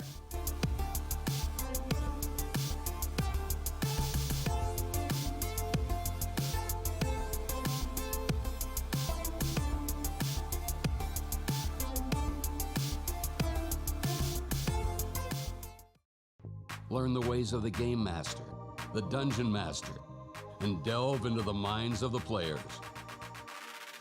If you're looking for adventure, excitement, thrills, and a dice-rolling good time, grab the modules each month and play the campaign with your gaming group with quest givers DM Scotty and DMG. They're taking you on an epic journey through the role-playing experience every Friday. You're sure to get hooked on adventure. And we really liked the idea of creating adventures together, so we thought that'd be a lot of fun to share with you guys. I didn't think this kind of stuff would come out of my brain. We are quest givers, and I'll see you in the next video. Adventure Mixtape, a music and adventure anthology, is a collection of 4 adventures for the 5th edition of the world's most popular role-playing game. The adventures are setting neutral and meant to be seamlessly dropped into any world that has a large seaside city and a jungle environment. With a bit of adaptation, the environments could be changed to suit any group.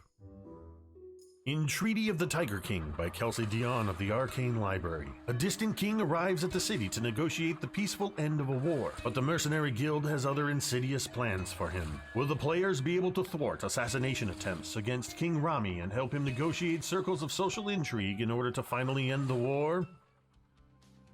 In Madness of the Majestic Menagerie by Ken Brees of Burling's Beard, the famous Majestic Menagerie draws hordes of visitors to the metropolis and cultural hub known since time immemorial as Splendor by the Sea. But now the gates of the famous zoo have been shut and the grand opening of the new section has been jeopardized by a spate of mysterious accidents and, it's whispered, grievous injuries due to uncontrollable creatures. Mr. Majestic seeks to hire investigators and troubleshooters who can keep a low profile to iron out any problems before the impending grand opening becomes a complete disaster. Do you have what it takes to uncover what's driving the madness that's befallen the Majestic Menagerie? In The Infernal Collection by Sharm Biswas, when an influential fashion designer is found dead days before a major fashion show, heroes are called in to solve the mystery, prevent any further destruction, and help the fashion house prepare for the show. Gorillas in Their Midst by Jacob W. Norman of Mini Terrain Domain is a pulp action adventure wrought with perilous challenges and high possibility of death. But what is adventure without danger? Of course, there is the lure of vast piles of unclaimed treasure and the accompanying fame that await those intrepid adventurers who would defy the odds and plunge into the heart of darkness. In this adventure, the characters will face raging river rapids, wicked waterfalls, poisonous plants, venomous vines, sinking sands, treacherous traps, and the vicious jungle demon itself, Awakane Gori. Grab your satchels, fedoras, and bullwhips. Adventure awaits. The Adventure mixtape also comes with 4 original songs inspired by and written for the heroic adventures herein. This collection of music and story is something unique. We had no better word for it than mixtape. If you ever received a cassette, CD, or digital playlist curated to take you on a memorable journey, then you'll recognize what you find inside this volume. Also included in the Adventure mixtape, courtesy of Kelsey Dion of the Arcane Library, are exclusive combat cards. Special cards that contain all of the items, monsters, and spellcasters found within these adventures to make running your adventure all the more easier. Adventure Mixtape, a music and adventure anthology, is available exclusively on drivethrurpg.com.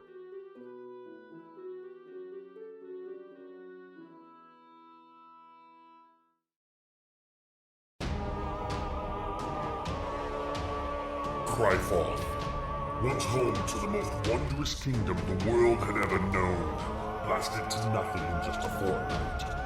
It is here that the fiends of hell walk among us. It is here where all things die. Welcome to Cryforth. Demon invaders roam the landscape and have conquered all. The world is a ravaged and wrathful wasteland where the old world lies buried beneath the blood and sand with its gods and its secrets. Water is fought over with blood and steel. Compatible with the 5th edition of the world's oldest fantasy role-playing game, this book contains all new character creation options, including all of the familiar classes with new aspects befitting the ravaged wastelands of Cryforth, along with new backgrounds, subclasses, spells, feats, and so much more.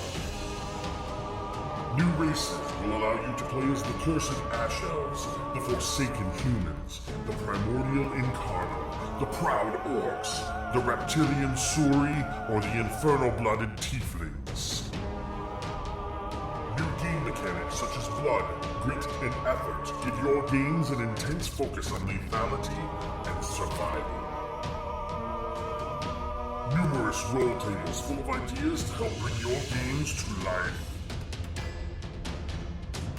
Featuring incredible thematic art by Brandish Gilhelm of Runehammer Games, as well as Lloyd Collins. The people of Cryforth are not heroes. In Cryforth it is courage just to survive.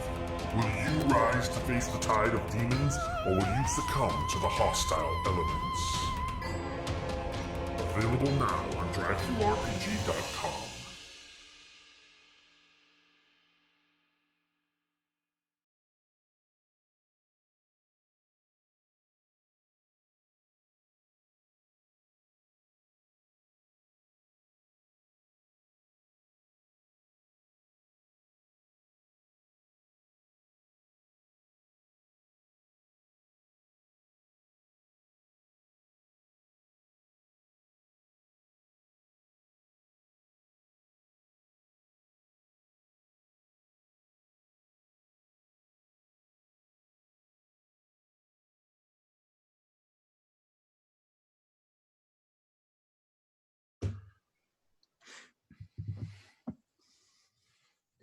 And we're back. Isn't that how it goes? I don't know. I'm always doing it from, like, I think I started trying to emulate Will Ferrell doing Harry Carey on SNL back in the day.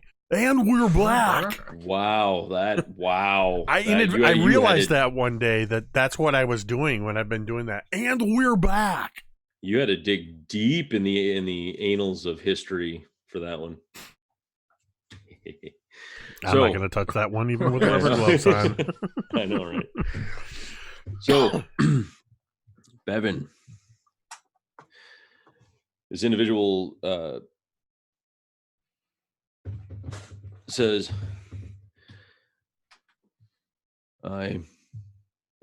your 2 brothers are dead. Gerald, can I call you Gerald? And my face just kind of drops. There's like no emotion on it at all. That name's dead to me. Well, like it or not, you're a Weimar. And as far as I know, Weimars don't run away from their problems. When something like this happens, and well, let's be honest, you're now the heir. So I guess it's time that you had to have a good sit down with yourself and think about what you want to do. I mean, your dad's going to be here tomorrow. He even entered a shitty bottle of red. I'm not going to lie to you, it's terrible. But he seems to think that it's the best thing to ever come out of Baragost since, well, him. Depending on where you want to be here, there's a good chance that he's going to see you. So, I'm not here to tell you nothing. Not here to say what you have to not do. But I always liked you. I always thought you were good people, salt of the earth and all that, you know. So it depends upon you whether or not you want to be here or try and be somewhere else. Well, thank you for your words. And I am sorry about your brothers, and I know you maybe weren't terribly close, but you know, family and all. Right. Well, I feel as I need to give you something for your time. Can I reach back and I take a minute, I go back behind the bar and I reach down where I know we've got like one of our better bottles of whiskey. Would you share a drink with me? I would. And so I'll pour a couple of shots to me brothers. And he raises up a glass. Aye. To family. Family. And he slugs it back. Well. No. I was just going to say that you probably have what you need to do to get ready for this auspicious event. You know, I have to admit, this place looks quite nice. Now I have to get back to Benedict. I mean, he's in the greatest city, so you know he's going to be want to be hobnobbing and arse kissing with all the nobility here. I need to get back, try and make sure he doesn't bugger it all up for Baragost. Right. But, I think you might want to have a few more pulls from that bottle there, and you do what you have to do. Well, I can assure you this bottle won't be here in the morning. That's a spirit. I thank you for your time. And to be honest, I hope I never see you again. Partially likewise, partially not. You take care. Oh, and not with that, he kind of like eases up, stands up, and walks out. Like walks out of the establishment entirely. Mm-hmm. So I grab his glass, pull it next to mine. I pour 2 more shots, take a long pull from the bottle, and then down the 2 shots, and then put the bottle back under the counter. Right. And I just sit there for maybe 5 minutes or so before I head upstairs. Okay. Now the rest of the evening, as far as you, Ash, and Six,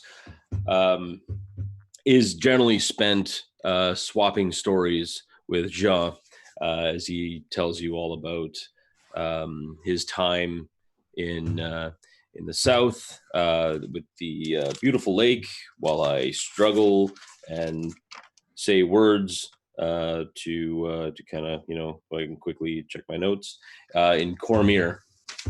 actually in the capital of Suzail, just a beautiful lakeside city.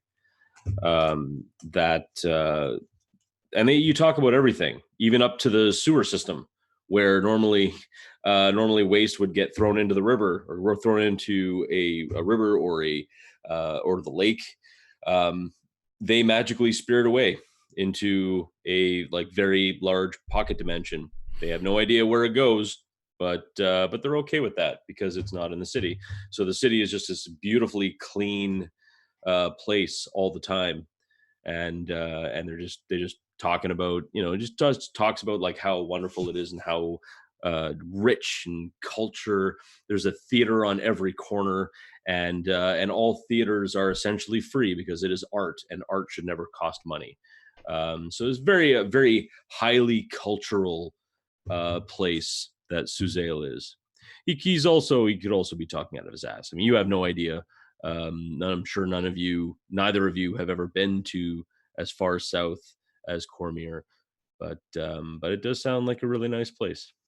I think Asche would be like, but art isn't free, or some nonsense, and get into a big old debate about that.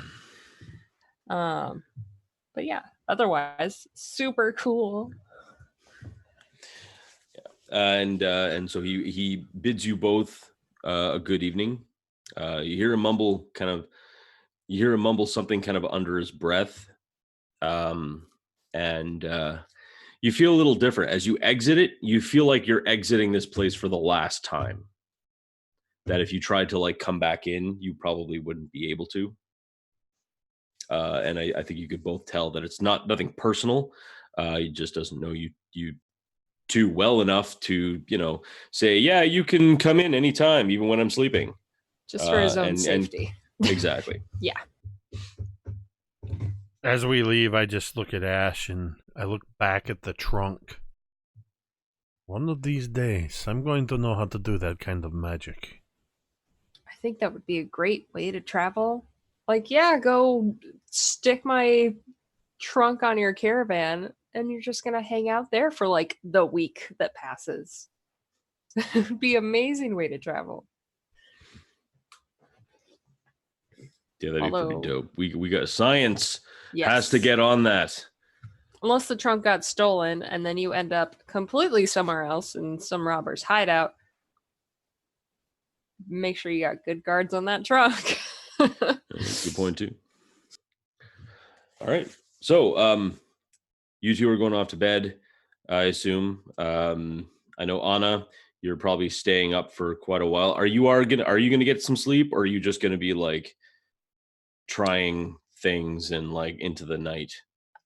I think it's one of those things where it's like when you're doing something and you get really absorbed into it, and then you look at the time and you see, oh, crap. So it would be rather late, but she would get some sleep. Yeah, for me, that's any video game by Paradox. Thanks, Paradox. So, all right, then definitely get some sleep. Bevyn, I assume that at some point during the evening you kind of stumble and crash about and eventually collapse, or do you just sleep in the bar? As you're muted. I definitely would have head back up before I got to Shitface. I definitely tied one on, but headed upstairs before. Bevyn's not one to lose complete control of his wits. So sure. All right, roll for hangover. I'm just kidding. So sleep takes you very quickly, and the four of you wake up the next morning. It's probably a little bit later than you both than the four of you probably would have wanted to have woken up, but sure enough, it is breakfast time. The tavern has actually what the bartender with Vila had done was, before she had left for the night, she kind of gathered up some food and everything else and kind of left it kind of in a kind of a parcel for your breakfast for the morning. So a little bit of a little bit of cold stew, some of yesterday's bread, and a few other things that you could have just had for breakfast. You just run down quickly, grab it, back up the ladder, and eat. She left that all there for you, so that's all good to go. And sure enough, actually, as you wake up, you do see a spread on your table. The apparently Liff must have gone down and picked it up and kind of started laying it all out and setting the table for your breakfast. All right. He's a super nice guy that way. Super nice dead guy. Super nice dead guy indeed. Yeah, probably you. shouldn't have been stabbed. I mean, that would have been I don't know who killed him.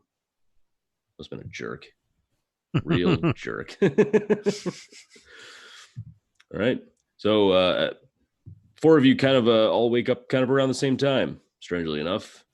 And you're sitting at breakfast, munching away on stuff. What are your plans? Any, I imagine, last minute cleaning or preparation? When is the clientele coming? Right, for the wine thing? Yeah, you're thinking the thing kind of kicks off around 6 o'clock, or at least fantasy medieval 6 o'clock. So like somewhere like when the sun is pretty much has set. Oh, and okay. And it's so I mean, and right now, touche.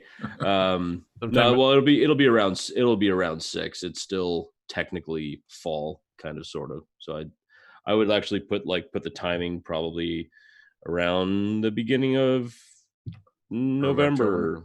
Yeah, November, October, November. Mm-hmm. October, and it's it's like not quite the 4:30 p.m. darkness, but it's getting there.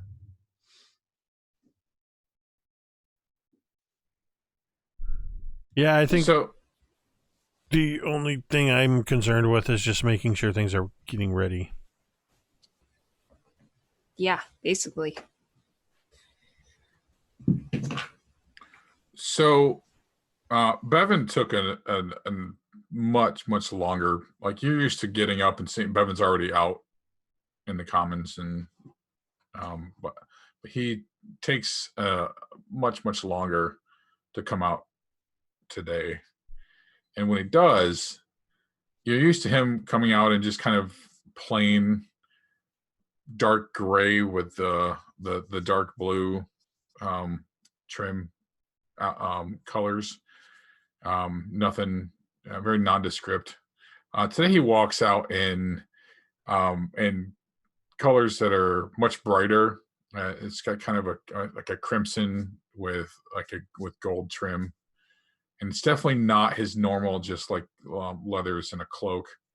There's a little bit more a flash of nobility in the tunic and the way things are trimmed. It's definitely not what you're used to seeing when Bevyn is about. I think Anna would immediately comment, gosh, Bevyn, you're starting to look like 6. You all right? Are you sick? You could say that. What? He reaches and he grabs for a slab of bacon, pours himself a mug of coffee, and just kind of plops down into a chair. Does not look happy at all. So something's happened, and well, I don't know what to do. And Anna, 6, you're the only ones I know to talk to about it, and it's going to affect you. And I'll be honest, I was up a good chunk of the night last night, and There's a point where I almost just left, but well, I couldn't do that to the three of you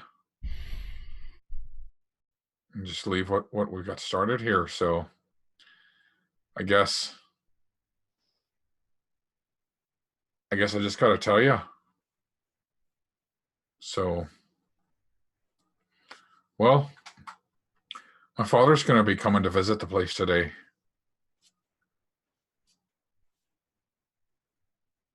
And, well,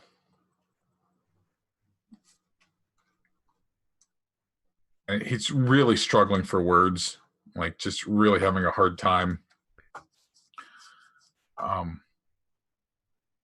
Look,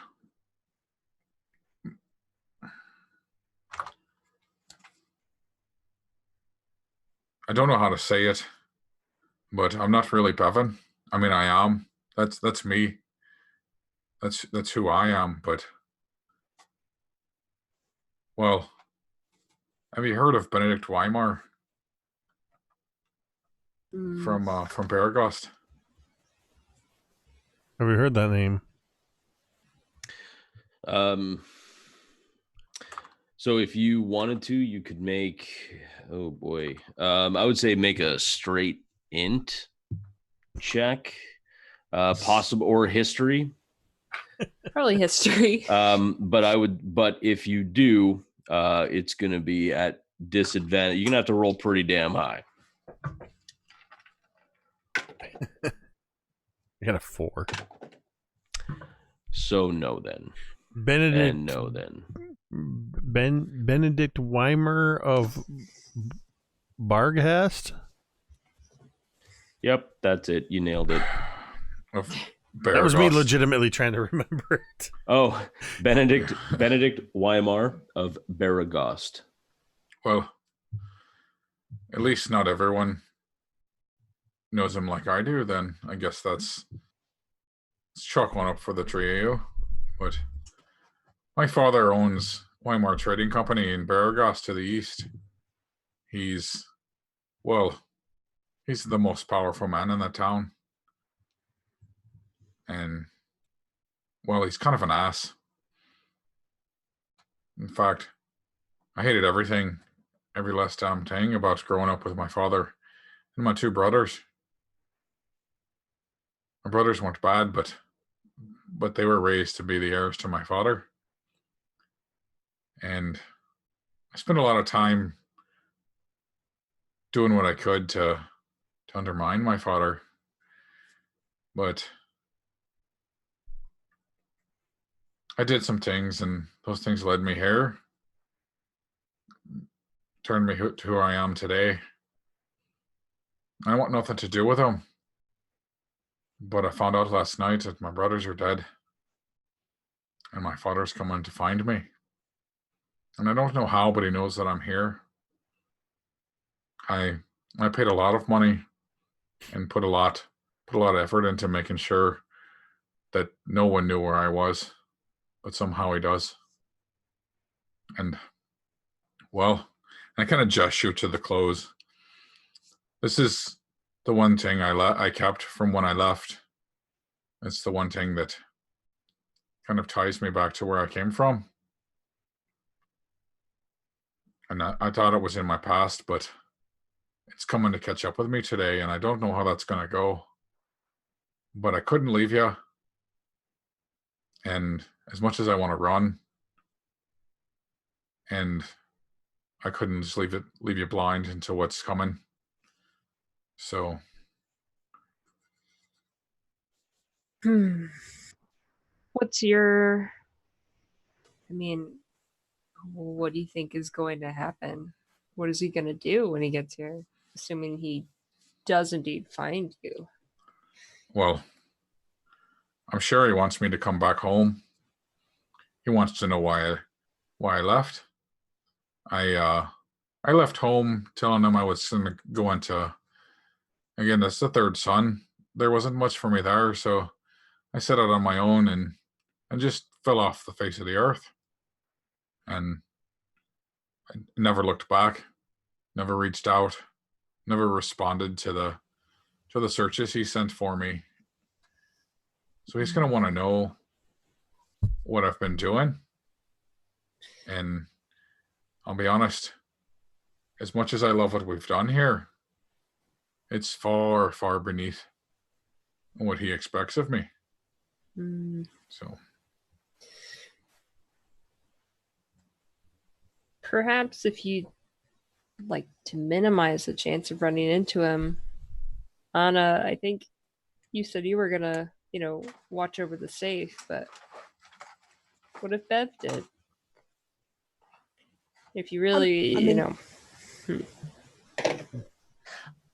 I mean, he could watch with me, but I don't want to be down there. I need to stay up here, but that means that the two or the three of you have got to take care of things downstairs and run interference for me. And if you're not willing to do that, then I'll stand up and own up to him. But that's not what I want. What if you could be down there, but it wasn't you? And I just make this kind of disgusted face, like tired. 6, every time we try the costume thing, it fails miserably. That's because I was trying to change myself, and I am at the back scene. It is very hard to look like you hairless people. I am a very skilled theater performer, and I am very skilled in what I do. I can make you look like anybody. What if we just talk to Bonnie? Get one of the doppelgangers maybe to help us out. Send your father on a wild goose chase. Ooh, that would be fun. I mean, is your father that bad that you don't even want to... He's come all this way and you don't want to interact with him at all? My father's everything that's wrong with the world. He has all that he needs. He takes pleasure in sticking it to those that are beneath him. He doesn't pay for what he contracts for. He thinks he's owed everything. He buys politicians. He buys whatever he wants, and he gets whatever he wants. And well, this is one thing I can't have. so I'm guessing just telling him to piss off would not be the best. If he'd listened to me tell him to piss off, this had been over 20 years ago. We could... Perhaps we could always dress you up in some finery, and if you want to tell him some convincing story. I mean, that's also an option. Well, he's already wearing some pretty colorful clothes. I almost did not recognize you. Must compliment you on your choice of colors. Just pretend to be one of the patrons here.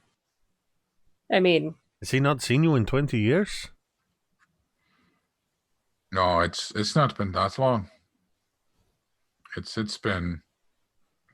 only been, I'd say, 6, maybe 7 years at this point that I've been gone. So he knows what I look like. I haven't changed that much. I wonder if the best thing would be to just show him that his intel is wrong. I mean, he doesn't know for sure, right? Right. I mean, that means that the three of you have got to lie for me. Because he's gonna come here looking for me, which means he's gonna ask you. And what are we supposed to tell him? That you don't know what he's talking about. You've never seen me, never heard of me. Well, hold on a minute. Sounds simple enough. If your name is not Bevyn Wiseacre, what I'm saying. Don't tell me what your name is. But I just want to understand. You are not. You are saying you are not Bevyn Wiseacre. That I am, but I was not. But this is not the name you were given. Correct. Yes? So if this man who is going to be coming here, who is your father, he comes here and he is to ask me, have you seen Patrick Dunbar? I don't know if that is not your name. I guess it wouldn't be Dunbar. Patrick Weimer? Whatever this is, I don't know this Patrick Weimer. So I would not actually be lying. You see? Yeah. Because I don't know what your name is. Why do I not have that feeling that statement was like, by the way, DM, I just want, maybe you should write that down. Just before you know. Maybe you should roll an insight check on me, Mike. Nat 20. Maybe. But in character, it's I find it easier to lie if I don't know the truth. You know what I mean? Yeah, I agree. The point is this, Bevyn. Whatever your choice is, because I understand what it can be like to have trouble with families. I don't understand what it's like to have a wealthy father and not want to be a part of that. Only that was my troubles. But if the way it is, we all have troubles with our family, I am sure. We can all relate to this. And if you have decided that you do not want to meet with your father, then we will make sure that we can do whatever we can to prevent him from discovering you. I appreciate that. I really do. Now, this is only a thing that can happen for an hour at a time, but I can make people turn invisible. It's better than trying to make you look like somebody else. And, don't do anything while you're invisible. Right. Yes. But what I'm saying is, when he shows up, if you wanted to sort of, keep an eye on him or, see what is going on, I can make it so that he can't see you. You just let me know if that is a thing you want to do. I'll do that, Six. I appreciate it. And I suppose if worse comes to worse and he tries to insist and move past, I will simply entertain him. I will tell him a joke so funny, he will fall over laughing hysterically. Oh, that might actually get rid of him. I'm not trying to kill him with laughter. What do you think? I'm Anna? That was a joke, Anna. It's the part where you are supposed to laugh. Or at least smile. Mm-hmm. Well, look, I can't say how much I appreciate this. I'm not much for sentiment or talking much, but the three of you, we've been through some things, and it just didn't feel right. I've run too much, and I've run from my real family, and it sounds horrible sounds really trite to say it, but you're almost like my family as well, and I don't want to run from you. So I appreciate it. We'll see what happens. I'll stay with Anna up here, and we'll go from there. In the meantime, I got to get this shit off of me. And I'll head back to my room to change. One quick question, though. Your father, is he a very big man? Like muscular man? No. He's very soft. Does he have muscle that he keeps with him? Well, yes. That he's paid for. For certain. Okay, this is good information to have. And I will go back to my room, and I am going to get dressed for the day, wearing my armor underneath my blue and gold velvet tuxedo. It is the most exquisite and the finest clothing that I own. Yeah, I really thought you'd forgotten about that. Oh, I have not. No, you. That haven't. is signature 6. Why did I even? All right. So, since the day is going to be spent getting ready, I assume that's all you guys are going to be doing, making sure that the place is like spotless and ready to go, and so because we're probably going to stop it the session here. But what I will say is, when we pick up the next session, the montage filled with crazy inspirational instrumental rock music and other bits, obviously everything gets all like tidied up, tables get moved, Jean Carleon comes down and kind of starts pointing at things and kind of how he wants his table kind of set up, and kind of gets all that going. And sure enough, at 6 o'clock, the everyone who was day drinking leaves, like at least an hour or two before, because you still want to have some customers, and everyone kind of gets ready to kind of receive the nobility, just as a couple of one crier, like a kind of a some crier comes like waltzing in, ready to announce the first family to walk in. And that's where we're going to end it. So, hey everyone, thanks for joining us. It's been a little while. No, it wasn't John Cryer. Get out. Wow, you're watching that chat closely. I'm not. Here's the thing is that I was talking and I was looking down at the domain dice, like the scroll for a second, and then all of a sudden the John Cryer pops up, and it's like, no. But well played. Thank you, all of you, for showing up today. We're gonna try and definitely make this a regular thing, and by a regular thing I mean like a next week thing. Yes. So definitely, please come and join us next Monday, and we're gonna find out all the ways a tavern full of nobility, a Jerry Springer-esque family reunion, and possibly the Open Lord of Waterdeep making an appearance next time on All That Glitters.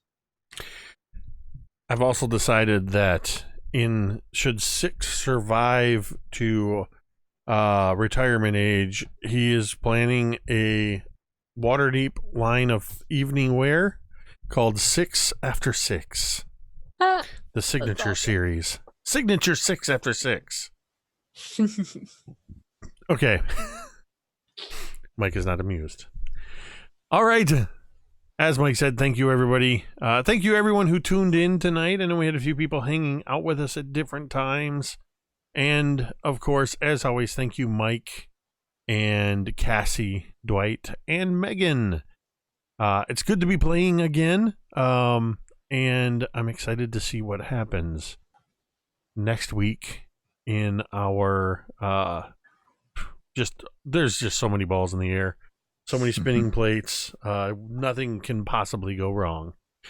So be sure to tune in next week for that. If you are still with us in the chat, be sure to tune in tomorrow night for our next session of Legends and Legacies, a Tales of Phandelver campaign. This is going to be our 3rd official session. They just were about to enter the Cragmaw hideout or Cragmaw cave, and all hell broke loose as they were trying to sneak in. So nothing can possibly go wrong in that session either. And then, of course, a reminder, this Thursday there is not an episode of the Dawnbringers. Megan, is there... No, this is the first Wednesday coming up, right? So you guys are not doing your episode. But next Wednesday, you are. Okay, just double checking. Oh, I know what's this Wednesday. This Wednesday I will be over on Erasmus Expeditions for Whispers and Fragments, a Momentum one-shot run by Jeremy Lilly. So you can check that out. With that, we're going to go ahead and get out of here, and we're going to end the stream the same way we end every stream, and you can say it with me if you want. Oh, wait, I was muted.